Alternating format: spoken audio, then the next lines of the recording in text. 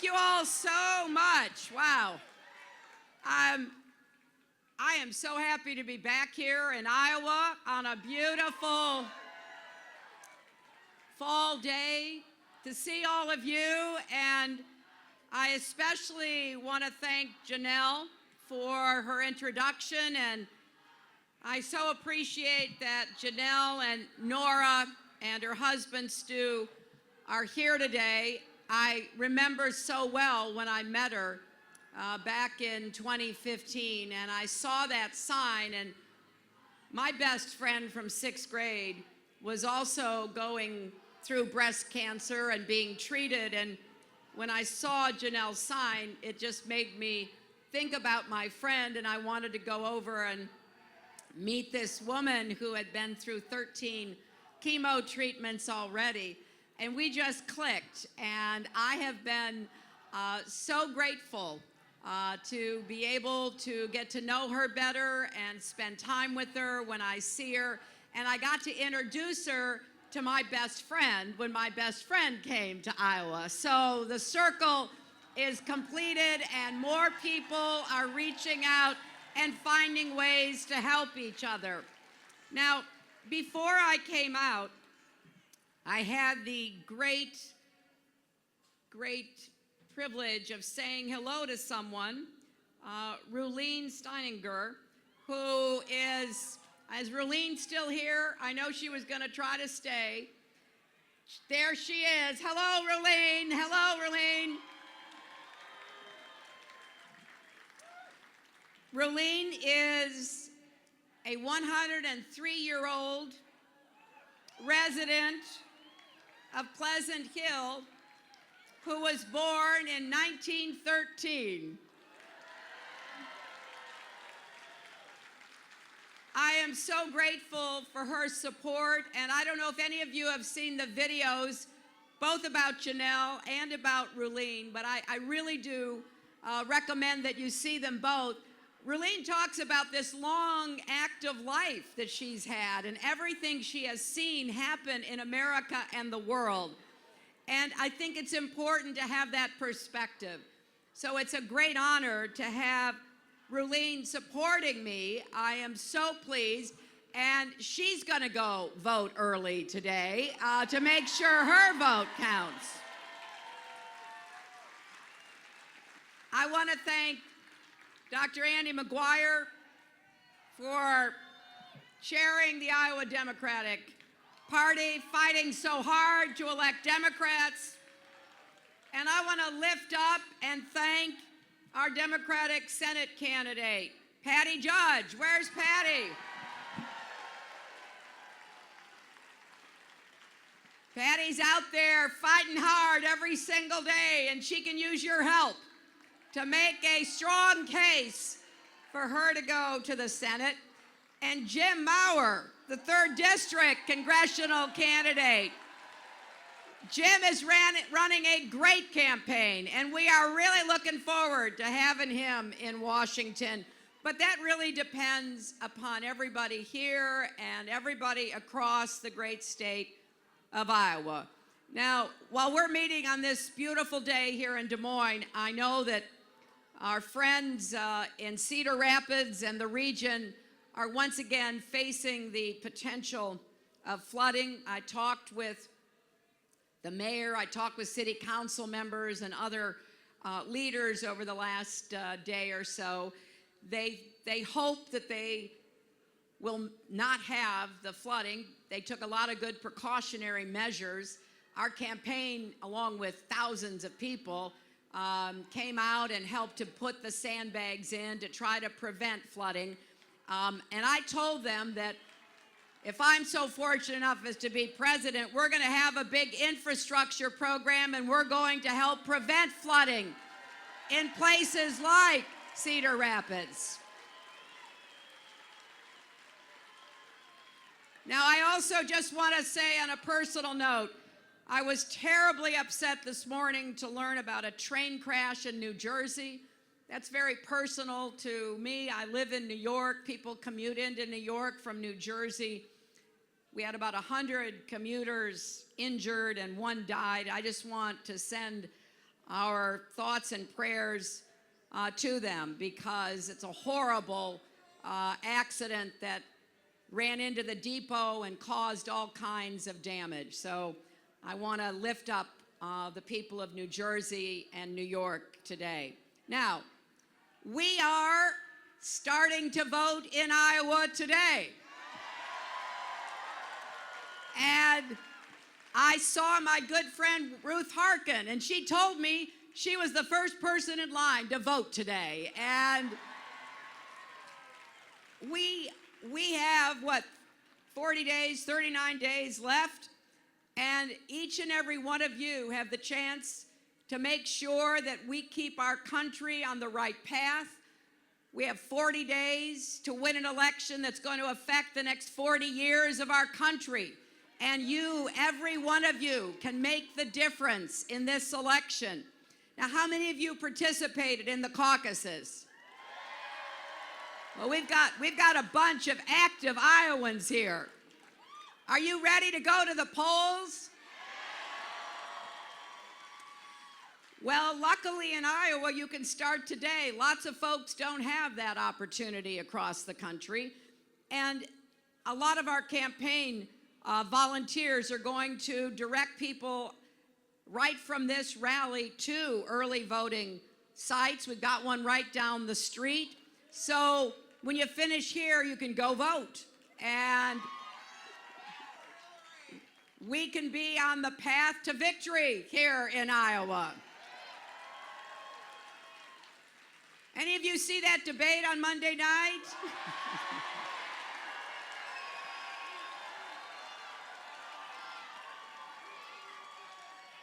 Well, one down, two to go.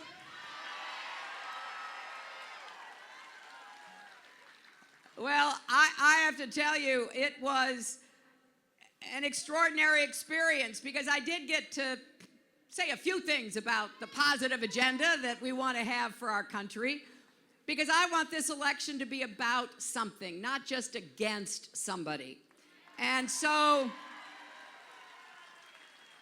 I am going to close this campaign the way I started my career decades ago, fighting for kids and families, because it's been the cause of my life. It will be the mission of my presidency, because I know from my own experience that strong families are the base of a strong America.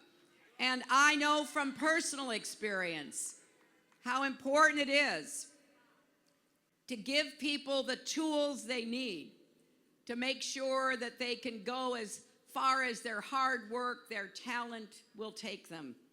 Now, you may have heard me say this. I started talking about this way back in the beginning of the campaign here in Iowa, but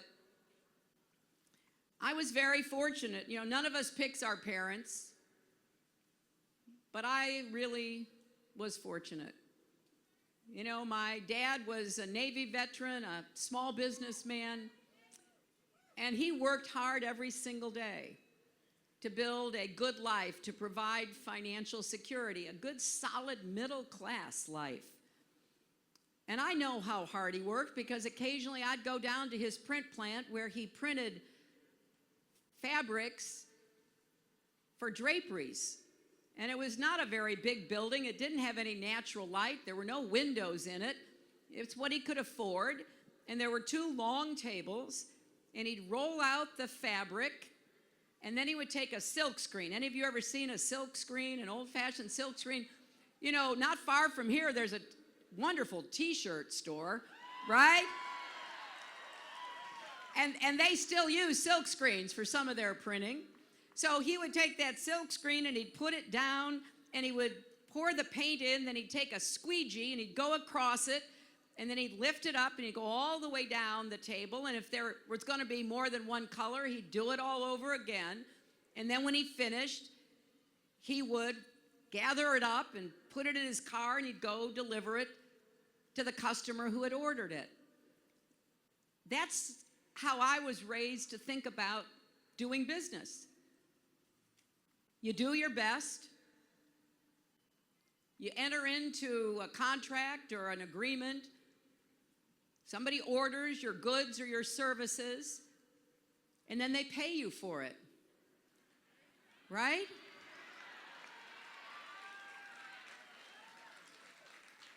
And as I said the other night, one of the things that we have found out is that, as his own campaign manager said about him, Donald Trump has built a lot of businesses on the backs of the little guy. Her words. And I have met people who have been the victims of his refusal to honor contracts, to pay what had been bargained for. I just am grateful that my dad never did business with him or somebody like him, because we couldn't have survived that. All that work, and then to be told we're not going to pay you, or maybe we'll pay you 10 cents on the dollar or 20 cents. That's just wrong. What kind of person does that? Takes advantage of dishwashers and painters and architects and glass installers and so many people. We've been looking into the records, and there's a long list of people who have been mistreated. I just don't believe that's the way we're supposed to treat each other in America. And that sure is not the way our president should be treating our citizens in our country.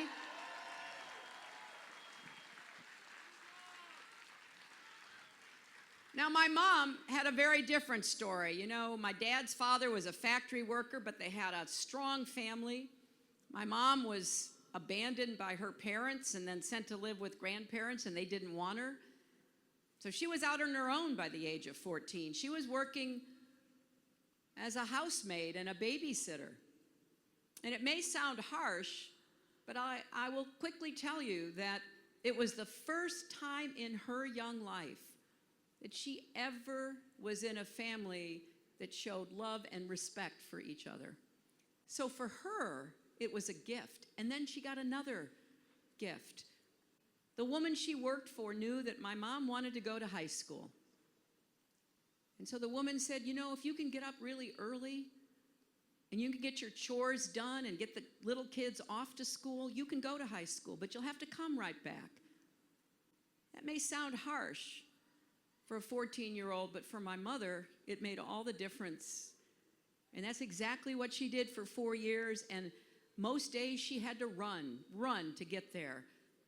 But she didn't care because she wanted to get an education. So when I learned more about my mom's life, I knew that what I wanted to do was to stand up for kids and families, and especially for kids who've been left out or left behind in some way.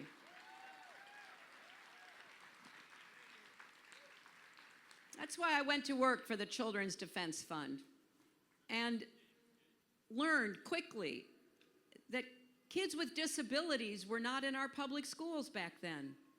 And we worked to put together a coalition and convince Congress to pass the law. And boy, every day I am so thankful for your former Senator Tom Harkin, who made the rights and opportunities of people with disabilities the centerpiece of his distinguished career. So that's been my mission. How are we going to do more to help kids and families? And so when I talk about the economy, because I think we have three big issues facing us. Number one, we need an economy that works for everyone, not just those at the top, right? We need to keep our country safe, and we need to lead the world with strong and steady leadership in accordance with our values, and we need to bring our country together. We have to heal these divides. But when I think about the economy, yes, I want more new good jobs with rising incomes. I see my friends from the laborers here. We need to do work that builds our roads, our bridges, our ports, our airports, our tunnels, our water systems, our sewer systems. This is good, honorable work, and boy, do we have a lot of it in America. We are living off the investments that our parents and our grandparents, and sometimes even great-grandparents made. If we're going to have a competitive economy, we need to be building America again.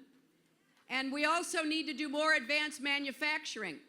And some of the most exciting developments I saw throughout this whole campaign were right here in Iowa. I saw in your community colleges some of the most advanced training that I've seen anywhere in the country. And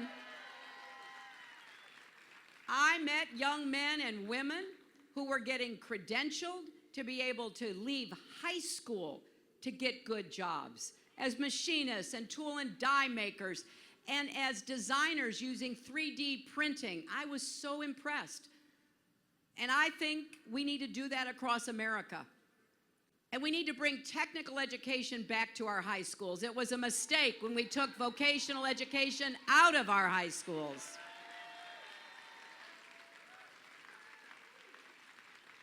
Another way that Iowa has influenced and inspired me is what you've done with clean, renewable energy.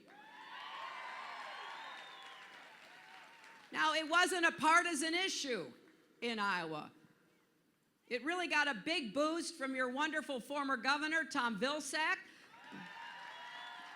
But it's been continued over the years. And look at the results. Look how much energy you are getting here in Iowa from clean, renewable sources, most particularly wind, right? And look at the number of jobs. It's nearly 10,000 jobs now that are related to that, plus the renewable fuel standard, which has motivated people to be creative about using biological material and experimenting with cellulosic material. I was in the forefront of moving toward a clean, renewable energy future, and I'm excited by that. I'm running against someone who thinks climate change is a hoax perpetrated by the Chinese. I know it's real. I believe in science.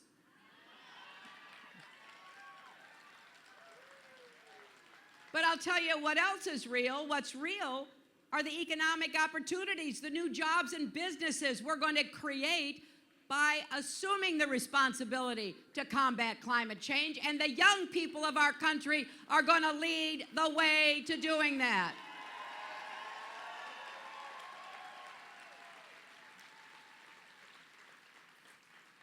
Now, we also need to help small businesses. Iowa is filled with small businesses. It should be easier to start one. It shouldn't be so cumbersome to deal with all the multitude of regulations. We're going to try to streamline that process. Being the daughter of a small business person, I believe in giving people the chance to have their destinies in their own hands. And we're going to work hard. I want to be a first-class small business president in honor of my dad. And I'm going to do everything I can to help you get started and grow small businesses. But while we're growing the economy, we need to make it fairer. And here are a couple of things I want to do. Let's raise the national minimum wage so people who work full-time are not still in poverty. I've met, 2/3 of the people on minimum wage are women, and I've met a lot of minimum wage workers right here in Iowa and across America. Sometimes they have to take 2 minimum wage jobs because a full-time minimum wage job will earn you $15,000 at the end of a full-time year of work. We also could give the biggest boost to incomes, and particularly family incomes, if we finally guaranteed equal pay for women's work.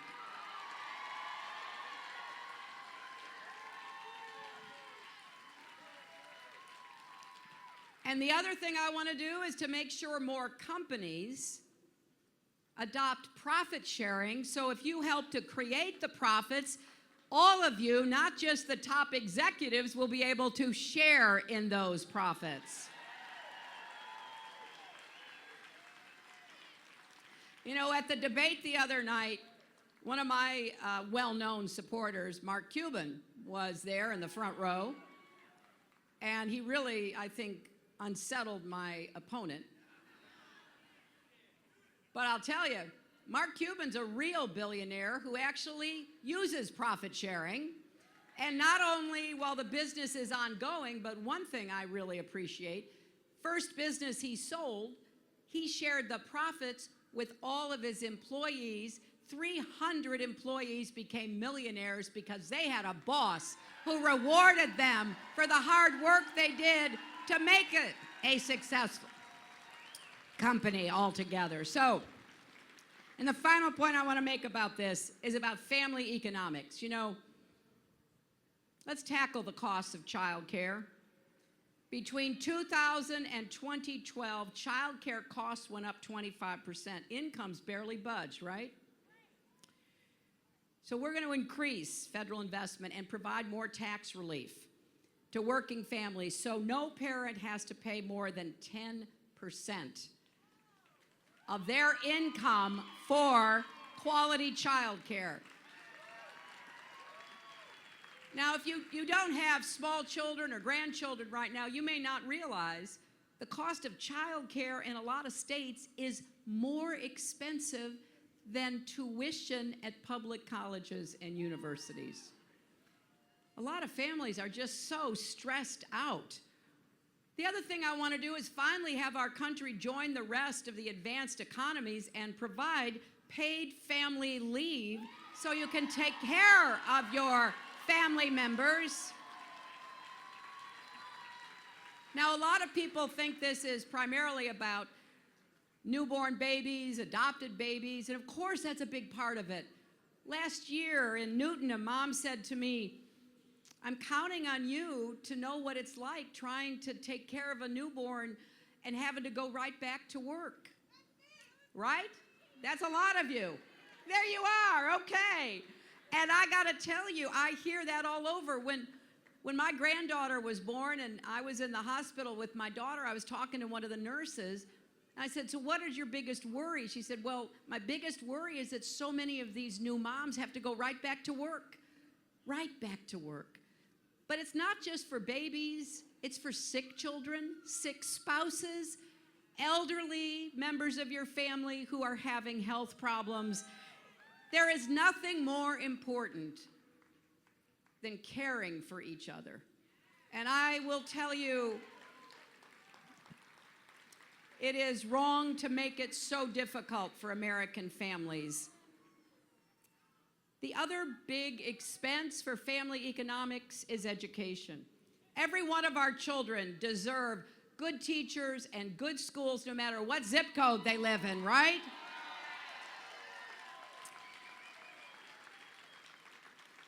And we also have to make college affordable.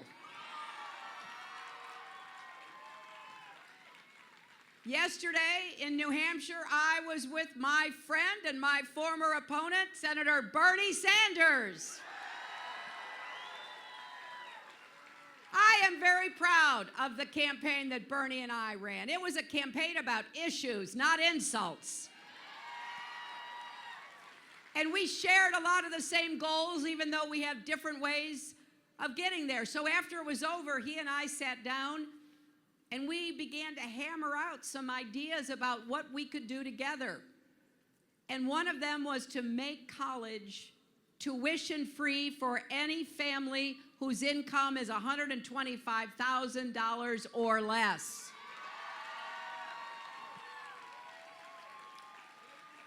And to make it debt-free for everybody else so that you only pay what you can afford to pay without going into debt.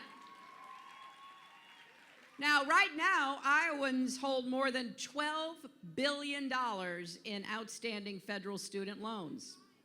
An education should give you a boost, not hold you back. And we're going to offer relief to those of you who already have debt. We have 40 million people who already have student debt in America, 300,000 of them right here in Iowa. We're going to help you refinance. It is outrageous that you can get a home mortgage at 3%, a car payment at 2%, and I met people in Iowa who were paying 8, 10, 12% interest on their student loans, I'll tell you what, I am not going to let the federal government make a profit off of lending money to young people to get their educations.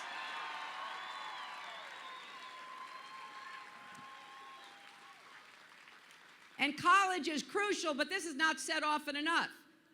Four-year college is not and should not be the only path to a good job that supports a middle-class life.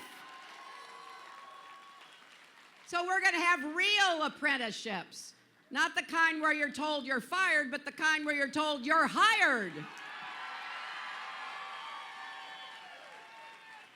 We're going to help more people in high school and community college on the job learn a skill.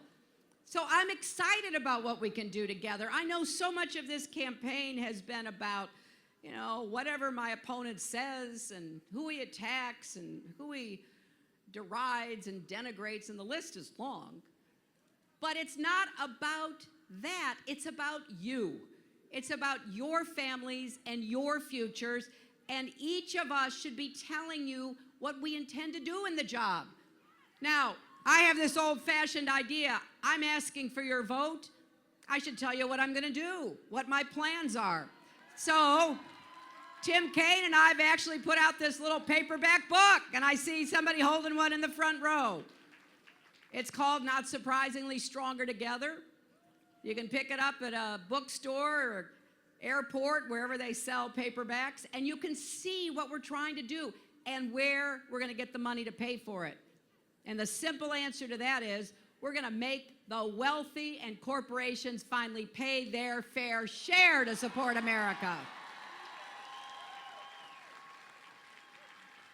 Now, my friends, my opponent has a very different vision for America. He actually bragged about gaming the system to get out of paying his fair share in taxes. Maybe not paying any taxes at all. And what I really find so disturbing about this is he spends all of his time just dumping on America, calling us a third world country, saying our military is a disaster, that everything about America is in bad shape.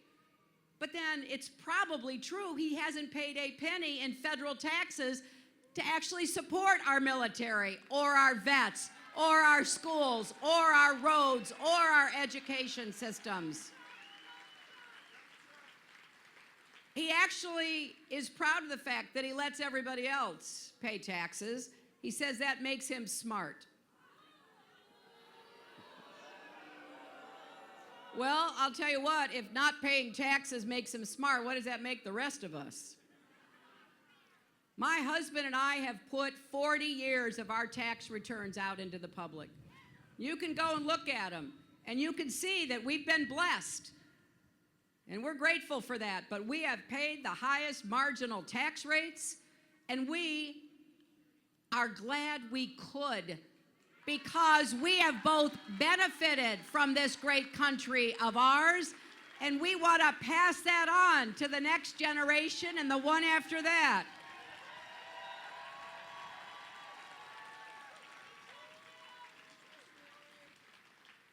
Donald Trump is also proud that he rooted for the housing crisis back in 2008 and 2009. Think about that. 5 million families lost their homes. And he rooted for it because he said he could make money off of it. He even said that it is just business. Well, what kind of person believes that? That throwing people out of their homes, foreclosing on them, destroying the dreams of hardworking people is just business. Well, I'll tell you, that's a person who should never be president, because they don't understand the American dream and how hard it is for people to make it. So, look, I think after... Thank you. I think after what we saw Monday night, we'll have 2 more debates to be able to contrast and compare.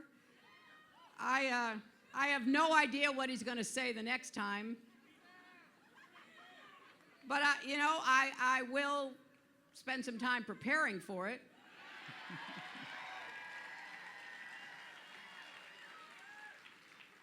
But we can't do any of the things that I just talked about or anything that you see in our book without your help.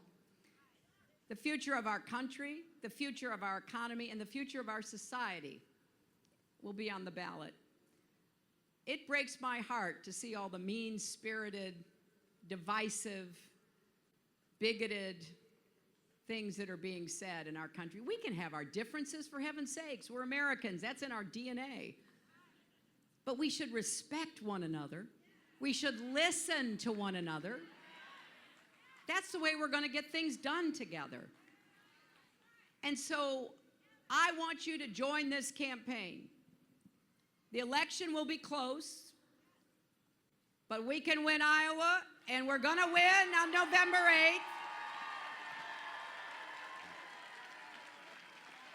So if you can, text JOIN, JOIN, to 47246, or go to hillaryclinton.com and sign up to volunteer. If you're not sure if you're registered, see these signs, I will vote, iwillvote.com. You can go to iwillvote.com, put in your name and your address to make sure you're registered. Because sometimes people get dropped off the registration lists and they are surprised when they show up to vote that they're not on it. So check that out. And then vote and get everybody you know to vote. And I hope that a lot of you will go to vote after today, after this beautiful rally we're having, because we will prove that we are stronger together. And you know what else we'll prove? We will prove that love trumps hate. Thank you all very much.